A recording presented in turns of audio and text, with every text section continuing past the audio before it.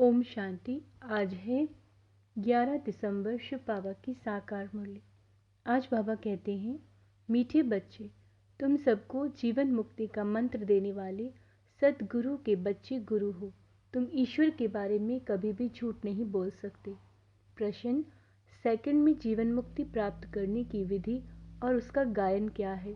उत्तर, second में जीवन मुक्ति प्राप्त करने के लिए प्रवृत्ति में रहते कमल फूल समान पवित्र बनो। सिर्फ इस अंतिम जन्म में पवित्रता की प्रतिज्ञा करो तो जीवन मुक्ति मिल जाएगी। इस पर ही राजा जनक का मिसाल गाया हुआ है कि गृहस्थ व्यवहार में रहते एक सेकंड में प्रतिज्ञा के आधार पर जीवन मुक्ति प्राप्त की। गीत है, ये वक्त जा रहा है, ओम शांति। बाप आते हैं सबको सेकंड में जीवन मुक्ति देने। गायन है, सबका सदगति दाता जीवन मुक्ति दाता एक है। एक सेकंड में जीवन मुक्ति क्यों कहते हैं? जैसे राजा जनक का मिसाल है। उनका नाम जनक था, परंतु भविष्य में वही अनुज जनक बनता है। जनक के लिए कहते हैं कि उन्हें एक सेकंड में जीवन मुक्ति मिली, लेकिन जीवन मुक्ति तो सतयुग त्रेता में कहेंगे। गुरु लोग कान में मंत्र देते हैं, उसे वशीकरण मंत्र कहते हैं। वे तो सब मंत्र देते हैं, लेकिन तुम्हें मिलता है महामंत्र, जीवन मुक्ति का मंत्र। यह मंत्र कौन देते हैं? ब्रह्मा कुमार, ब्रह्मा कुमारियाँ। उन्हें ये मंत्र कहाँ से मिला? उस सदगुरु से। सर्वोत्तम तो एक ही बाप है, फिर तुम बच्चे सर्वोत्तम बनते हो, उनमें सर्वोत्तम गुरु होते हैं। तुम भी सदगुरु के बच्चे गुरु हो। गीता सुनाने वाले को भी गुरु कहते हैं। नंबरवार तो होते हैं। तुम भी सत्य बोलने वाले गुरु हो। तुम कभी ईश्वर के बारे में झूठ नहीं बोलते हो। पहले पहले तो तुम पवित्रता के ऊपर ही समझाते हो कि बाप से प्रतिज्ञा करो, हम कभी भी विकार में नहीं जाएंगे। झूठ आदि न बोलना, यह तो कॉमन बात है। झूठ तो बहुतों से निकलती रहती है, पर यहाँ वह बात नहीं। बाबा कहते हैं, यहाँ है पवित्रता की बात। गृहस्थ व्यवहार में रहते इस अंतिम जन्म में हम बाप से प्रतिज्ञा करते हैं कि हम कमल फूल समान पवित्र रहेंगे। तो यहाँ पवित्र रहने की बात है। कहेंगे ये तो बहुत ऊंची मंजिल है, यह तो हो नहीं सकता। तुम कहेंगे वाह, क्यों नहीं हो सकता? यह तो गायन है, कमल फूल समान। यह दृष्टांत शास्त्रों में लिखा हुआ है। जरूर बाप ने ही ऐसी शिक्षा दी है भी भगवानुवाच्य या ब्राह्मणवाच्य। भगवान सबको नहीं सुनाते, ब्राह्मण बच्चे ही सुनते हैं। यह बात तुम्हें सबको समझानी है। मूल बात है पवित्रता की। कमल फूल समान पवित्र बनना है। जनक मिसल, वही जनक फिर अनुजनक बना, जैसे राधे अनुराधे बनती है। बाबा कहते, कोई का नाम नारायण है तो भविष्य में अनु नारायण बनता है। यह एक्यूरेट बात है, तो जो भी आते हैं उनको समझाना पड़े। सुना तो है सेकंड में जीवन मुक्ति, गृहस्थ व्यवहार में रहते उच्च पद पाया जा सकता है। हम अनुभव से कहते हैं, गपोड़े नहीं मारते। भगवानुवाच्य मुख्य बात समझानी है। भगवान सबका बाप है, जरूर जीवन मुक्ति दाता है। क्या है भगवान? जीवन मुक्ति दाता वही है। यह है प्रवृत्ति मार्ग। बाबा कहते हैं, सन्यासियों का तो है निवृत्ति मार्ग। वह कभी राजयोग सिखला नहीं सकते। वह तो घर बार छोड़ भागने वाले हैं, तो ये ज्ञान दे नहीं सकते। यह है राजयोग। गृहस्थ व्यवहार में रहते कमल फूल समान पवित्र रहना है। सतयुग में भारत पवित्र प्रवृत्ति मार्ग था, वॉइसलेस दुनिया थी। राजाई में स्त्री पुरुष दोनों चाहिए, तो समझाना पड़ता है। हम अनुभवी हैं, गृहस्थ व्यवहार में रहते कमल फूल समान पवित्र रह सकते हैं। हम जानते हैं कि पवित्र बन बाप द्वारा पवित्र दुनिया के मालिक बनते हैं। पवित्र प्रवृत्ति मार्ग था, अब तो अपवित्र प्रवृत्ति मार्ग है। यह दुनिया है ही भ्रष्टाचारी। बाबा कहते हैं, वह श्रेष्ठाचारी दुनिया थी। रावण भ्रष्टाचारी बनाते हैं, राम श्रेष्ठाचारी बनाते हैं। आधा कल्प रावण राज्य चलता है। भ्रष्टाचारी दुनिया में भक्ति मार्ग है। दान पुण्य आदि करते रहते हैं, क्योंकि भ्रष्टाचार है। समझते हैं मनुष्य जितना भक्ति दान पुण्य करेंगे तो फिर भगवान मिलेगा। भगवान की भक्ति करते हैं, कहते हैं कि आकर हमको श्रेष्ठ बनाओ। भारत श्रेष्ठाचारी था। बाबा कहते हैं, अभी नहीं है। भ्रष्टाचारी ही श्रेष्ठाचारी बनते हैं। भारत की नई रचना की कहानी कोई जानते ही नहीं, चित्रों के द्वारा अच्छी तरह समझाया जा सकता है। ऐसे ऐसे चित्र बनाने पड़ेंगे, हर एक सेंटर पर प्रदर्शनी के चित्र होने चाहिए। बाबा डायरेक्शन देते हैं, भल लिख दे कि चित्र हमारे पास नहीं है तो बाबा डायरेक्शन देंगे, यह बनाओ फिर सबको भेजो, तो सबके पास प्रदर्शनी हो जाएगी। यह चित्र बहुत अर्थ सहित है। पहले पहले यह बुद्धि में आना चाहिए कि हम बाप के बच्चे हैं। भगवान है स्वर्ग रचने वाला, नरक का रचयिता है रावण। गोले के ऊपर 100 सिर वाले रावण का चित्र बना दो, स्वर्ग के गोले पर चतुर्भुज। लिख भी सकते हैं, यह राम राज्य, यह रावण राज्य। इस समय रावण सर्वव्यापी है, वहाँ हम राम सर्वव्यापी तो नहीं कह सकेंगे। गाया भी जाता है, आत्मा परमात्मा अलग रहे बहुकाल, सुंदर मेला कर दिया जब सदगुरु मिला दलाल। तो जरूर वह आएगा ना, यह हिसाब कोई भी नहीं जानते। पहले पहले अलग हुई है देवी देवताओं की आत्माएं। क्या कहा बाबा ने कि पहले पहले अलग हुई हैं देवी देवताओं की आत्माएं। यह नॉलेज है, कोई को भी समझाना है, आत्माओं का तो बाप है ना। अब ही आत्मा अपने परम पिता परमात्मा का ऑक्यूपेशन बताओ, क्या नहीं जानती हो? ऐसा बच्चा तो होता नहीं जो बाप के ऑक्यूपेशन को ही ना जानता हो। बाप बैठकर समझाते हैं, तुम अपने जन्मों को नहीं जानते थे, मैं समझाता हूँ। पहले पहले जो देवी देवता हैं वो इतने जन्म लेते हैं, तो हिसाब करो दूसरे धर्म वाले कितने जन्म लेते होंगे, सिद्ध कर बताना पड़े। मैक्सिमम इतने हैं, झाड़ वृद्धि को पाता रहता है। पहले पहले देवी देवता थे, उन्हों के ही 84 जन्म कहे जाते हैं। भारत की नॉलेज है ना, प्राचीन भारत की नॉलेज किसने दी? यह भगवान ने ही दी। नॉलेजफुल गॉड फादर है ना, ब्रह्मा को भी नॉलेजफुल नहीं कहेंगे, श्री कृष्ण को भी नहीं कहेंगे। श्री कृष्ण की महिमा ही अलग है, यह समझने की बड़ी ही क्लियर नॉलेज है। भगवान तो सबका एक ही है, निराकार परम पिता परमात्मा, वह है रचयिता। श्री कृष्ण तो है रचना, ऊंचे ते उच्च भगवान तो एक है, सर्वव्यापी उनको कह नहीं सकते। भारत में ऊंचे ते उच्च प्रेसिडेंट फिर नंबर वार और हैं, सबका ऑक्यूपेशन बताएंगे। ऐसे तो नहीं, सब एक ही हैं। हर एक आत्मा को अविनाशी पाठ मिला है, ये सिद्ध करना है। आपस में राय कर सर्विस के प्लान बनाने हैं, परंतु जिसकी लाइन क्लियर नहीं होगी, कोई विकार होगा, वह नाम रूप में फंसा होगा, तो यह काम हो नहीं सकता। कौन कौन से रीजन बताएं बाबा ने? जिनकी लाइन क्लियर नहीं होगी, कोई विकार होगा या नाम रूप में फंसा होगा, तो यह काम हो नहीं सकेगा। इसमें लाइन बड़ी क्लियर चाहिए। बाबा कहते हैं रिजल्ट तो अंत में ही निकलेगी, अभी सभी नंबरवार हैं। मनुष्य कहते हैं यह व्यास भगवान ने शास्त्र बनाए, अब व्यास तो भगवान हो नहीं सकते। वास्तव में धर्म के शास्त्र हैं ही 4। भारत का धर्म शास्त्र तो एक ही है, माई बाप गीता। वर्षा उनसे ही मिलता है, माँ द्वारा बाप से वर्षा मिलता है। गीता माता का बाप है रचता, गीता माता का रचता है बाप। तो गीता द्वारा ही बाप ने प्राचीन सहज राजयोग की नॉलेज दी। गीता तो भारत खंड का शास्त्र है, फिर इस्लामी धर्म का शास्त्र अपना है, बौद्ध का अपना है और क्रिश्चियन का अपना। गीता तो है सबका माई बाप, बाकी शास्त्र हैं बाल बच्चे, वह बाद में निकले हैं। बाकी इतने वेद उपनिषद आदि, यह सब किस धर्म के हैं, यह तो मालूम होना चाहिए कि यह किसने उच्चारे, उससे कौन सा धर्म निकला। कोई धर्म तो है ही नहीं। पहले तो सिद्ध करना है कि गीता खंडन हुई है, बाप के बदले बच्ची का नाम डाल दिया है। जीवन चरित्र तो बाबा कहते हैं सबका अलग अलग है। बाप कहते हैं सर्वधर्मानि परित्यज्य मामी कम याद करो। परमात्मा आत्माओं को कहते हैं तुम अशरीरी बनो और मेरे को याद करो।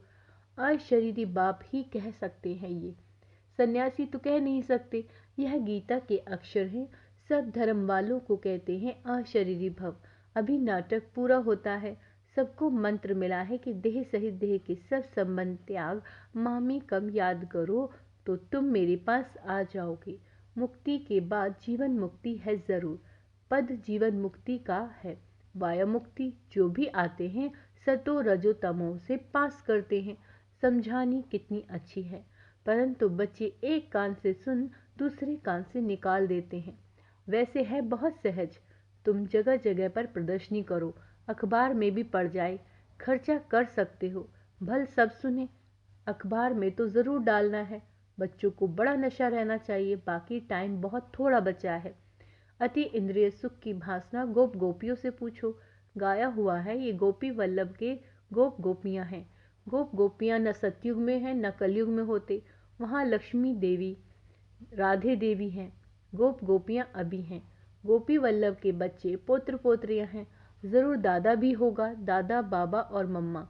यह नई रचना हुई। संगम पर बाबा कहते हैं, मैं कल्प के संगम युगे आता हूँ, नई दुनिया बनाने। असुरी संतान से तुम ईश्वरीय संतान बने हो। क्या बन गए? असुरी संतान से ईश्वरीय संतान। बाबा कहते हैं फिर बनेंगे दैवी संतान, फिर क्षत्रिय वैश्य शूद्र संतान बनेंगे 84 जन्मों में। फिर साथ साथ वृद्धि भी होती रहती है। झाड़ भी पूरा कंप्लीट चाहिए। बाबा कहता है प्रलय भी नहीं होती है, प्रलय भी नहीं होती। कोई कहे कि बिल्कुल ही सब विनाश हो जाता है, तो बाबा इस बात को क्लियर कर देते हैं, प्रलय तो होती नहीं है। भारत तो अविनाशी खंड है। भारत की बहुत महिमा करनी है। भारत सब खंडों में श्रेष्ठ है, विनाश कभी नहीं होता। अच्छा, मीठे मीठे सिक्के लदे बच्चों प्रति माता पिता बाप दादा का याद प्यार और गुड मॉर्निंग। रूहानी बाप की रूहानी बच्चों को नमस्ते। हम रूहानी बच्चों की रूहानी बाप दादा को याद प्यार, गुड मॉर्निंग, नमस्ते मीठे बाबा, शुक्रिया बाबा, शुक्रिया। अब रात्रि क्लास है 16/4/1968। तो बाबा कहते हैं, तुम ब्राह्मण बच्चों बिगर किसी को भी ये पता नहीं कि संगम युग कब होता है। इस कल्प के संगम युग की महिमा बहुत है। बाप आकर राजयोग सिखलाते हैं। सतयुग के लिए तो ज़रूर संगम युग ही आएगा। है भी मनुष्य, उनमें कोई कनिष्ठ है, कोई उत्तम है। उनके आगे महिमा गाते हैं। क्या गाते हैं? महिमा गाते हैं। आप पुरुषोत्तम हो, हम कनिष्ठ हैं। आपे ही बताते हैं मैं ऐसा हूँ, ऐसे हूँ। अभी इस पुरुषोत्तम संगम युग को तुम ब्राह्मण बिगर कोई भी नहीं जानते। इनकी एडवर्टाइज कैसे करें जो मनुष्यों को पता पड़े। संगम युग पर भगवान ही आकर राजयोग सिखलाते हैं। तुम जानते हो हम राजयोग सीख रहे हैं। अभी ऐसी क्या युक्ति रचे जो मनुष्यों को मालूम पड़े, परंतु होगा धीरे। अभी समय पड़ा है। बहुत गई थोड़ी रही है ना, थोड़ी की भी थोड़ी रही। हम कहते हैं तो मनुष्य जल्दी पुरुषार्थ करे, नहीं तो ज्ञान सेकंड में मिलता है, जिससे तुम अभी समय सेकंड में जीवन मुक्ति पा लेंगे। परंतु तुम्हारे सिर पर आधा कल्प के पाप हैं, वह थोड़े ही सेकंड में कटेंगे। इसमें तो टाइम लगता है। मनुष्य समझते हैं अभी तो समय पड़ा है, अभी हम ब्रह्मा कुमारियों पास क्यों जाएं। लिटरेचर से उल्टा भी उठा लेते हैं। तकदीर में नहीं है तो उल्टा उठा लेते हैं। तुम समझते हो ये पुरुषोत्तम बनने का युग है। कौन सा युग? संगम युग। हीरे जैसा गायन है ना, फिर कम हो जाता है। गोल्डन एज, सिल्वर एज, यह संगम युग है। डायमंड इज सतयुग है। डायमंड क्या है? सतयुग को कहा गोल्डन एज। यह तुम जानते हो। स्वर्ग से भी ये संगम युग अच्छा है। हीरे जैसा जन्म है। अमरलोक का गायन है ना, अभी कम होता जाता है। तो ये भी लिख सकते हो, पुरुषोत्तम संगम युग है डायमंड युग और सतयुग है गोल्ड। बाबा ने क्या कहा है? संगम को डायमंड और सतयुग को गोल्ड। त्रेता है सिल्वर। बाबा कहते हैं यह भी तुम समझा सकते हो। संगम पर ही हम मनुष्य से देवता बनते हैं। 8 रत्न बनते हैं ना, तो डायमंड को बीच में रखा जाता है। संगम का शो होता है। संगम युग है ही हीरे जैसा। हीरे का मान संगम पर होता है। योग आदि सिखलाते हैं, जिसको स्पिरिचुअल योग कहते हैं, परंतु स्पिरिचुअल तो फादर ही है, रूहानी फादर, और रूहानी नॉलेज संगम पर ही मिलती है। मनुष्य जिनमें देह अहंकार है वो इतना जल्दी कैसे मानेंगे। गरीब आदि को समझाया जाता है। तो यह भी लिखना है, संगम युग इज डायमंड, इनकी आयु इतनी है। सतयुग गोल्डन इज, तो इनकी आयु इतनी। बाबा कहते हैं शास्त्रों में भी स्वास्तिका निकालते हैं, तो तुम बच्चों को भी याद रहे कि कितनी खुशी रहेगी अगर याद रहे तो। स्टूडेंट को खुशी होती है ना, student life is the best life. यह तो सोर्स ऑफ इनकम है। यह है मनुष्य से देवता बनने की पाठशाला। अच्छा, देवताएं तो विश्व के मालिक थे, यह भी तुमको मालूम है, तो अतः खुशी होनी चाहिए। इसीलिए गायन है, अतीन्द्रिय सुख गोप गोप वल्लभ के गोप गोपियों से पूछो। टीचर अंत तक पढ़ाते हैं तो उनको अंत तक याद करना चाहिए। भगवान पढ़ाते हैं और फिर भगवान साथ भी ले जाएंगे, पुकारते भी हैं, लिबरेटर गाइड, दुख से छुड़ाओ। सतयुग में दुख होता ही नहीं, कहते हैं विश्व में शांति हो। बोलो आगे कब थी? वह कौन सा युग था, किसको पता नहीं। राम राज्य सतयुग, रावण राज्य कलयुग। यह तो जानते हो ना, बच्चों को अनुभव सुनाना चाहिए। बस क्या सुनाऊं दिल की बात। बेहद का बाप बेहद की बादशाही देने वाला है, और क्या अनुभव सुनाए। और कोई बात ही नहीं, इस जैसी खुशी और कोई होती नहीं। कोई को भी किसी से रूठकर वास्तव में घर में नहीं बैठना चाहिए। क्या कह रहे हैं बाबा? कोई को भी किसी से रूठकर वास्तव में घर में नहीं बैठना चाहिए। यह जैसे अपनी तकदीर से रूठना है। पढ़ाई से रूठा तो क्या सीखेंगे? बाप को पढ़ाना ही है ब्रह्मा द्वारा, तो एक दो से कभी रूठना नहीं चाहिए। यह है माया। यज्ञ में असुरों के विघ्न तो पड़ते हैं ना। अच्छा, मीठे मीठे सिक्के लदे रूहानी बच्चों प्रति रूहानी बाप दादा का याद प्यार और गुड नाइट। रूहानी बच्चों की को रूहानी बाप की नमस्ते। हम रूहानी बच्चों की रूहानी बाबा को नमस्ते। नमस्ते बाबा। धारणा के लिए मुख्य सार। बाप जो सुनाते हैं एक कान से सुनकर दूसरे कान से निकालना नहीं है। ज्ञान के नशे में रहना है, अतीन्द्रिय सुख का अनुभव करना है। दूसरा है सभी को सेकंड में मुक्ति, जीवन मुक्ति का अधिकार देने के लिए यही महामंत्र सुनाना है कि देह सहित देह के सब संबंधों को त्याग, बाप को याद करो। वरदान, क्लियर बुद्धि द्वारा हर बात को परख कर, क्लियर बुद्धि द्वारा हर बात को परख कर यथार्थ निर्णय करने वाले सफलता मूर्त भव। बाबा कहते हैं जितनी बुद्धि क्लियर है उतनी परखने की शक्ति प्राप्त होती है। ज़्यादा बातें सोचने की बजाय एक बाबा की याद में रहो। किसी के बारे में फालतू मत सोचो, सिर्फ शिव बाबा को याद करते रहो। बाप से क्लियर रहो तो हर बात को आप क्या करेंगे? सहज ही परख कर यथार्थ निर्णय कर सकेंगे। जिस समय जैसी परिस्थिति, जैसा संबंध संपर्क वाले का मूड है, उसी समय पर उस प्रमाण चलना है, उसको परख कर निर्णय लेना। यह भी बहुत बड़ी शक्ति है जो सफलता मूर्त बना देती है। स्लोगन है, ज्ञान सूर्य के साथ लकी सितारे वो हैं जो जग से अंधकार को मिटाने वाले, अंधकार में आने वाले नहीं। क्या कहा है बाबा ने? ज्ञान सूर्य के साथ लकी सितारे वो हैं जो जग से अंधकार को मिटाने वाले हैं, अंधकार में आने वाले नहीं हैं। अच्छा, ओम शांति। तो आज का स्वमान अभ्यास करेंगे। मैं लकी सितारा हूँ, मैं सफलता मूर्त हूँ।